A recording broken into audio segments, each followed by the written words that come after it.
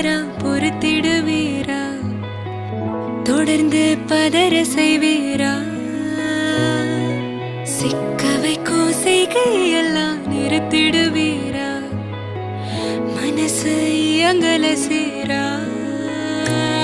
தாசா கிட்ட நெருங்குற லேசா, நான் ஒருங்குற தூசா, எட்ட போயிடுறா வெரசா வெரசா.